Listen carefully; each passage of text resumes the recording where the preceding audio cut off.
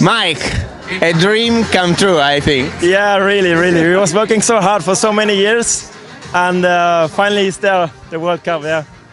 How was to watch from outside the full race with your driver in front? Man, I was from lap 1. I had no words. Yeah, I was so stressed and nervous, and I was thinking in my head about everything what can happen. And but I saw lap by lap he was opening the gap a little bit, and I have to say he did a perfect drive.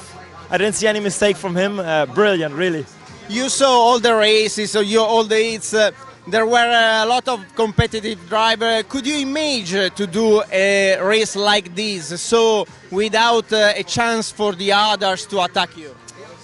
Honestly, no, I didn't thought that it would be so easy, let's say. I was expecting that Powell, Nakamura, that they come closer and we will have some fighting. But yeah, I mean, absolutely speechless. I have no words. You have another problem now. Yeah. I have another problem, yeah. Travelov starting on P1 now. Yeah, we will see. It's a tough race. But anyway, so far I'm super happy for Niels. For all what he did for the team, and yeah, thanks to Maranello KART and the TM agent, super. See you later, I hope. Thank you, yeah, we hope.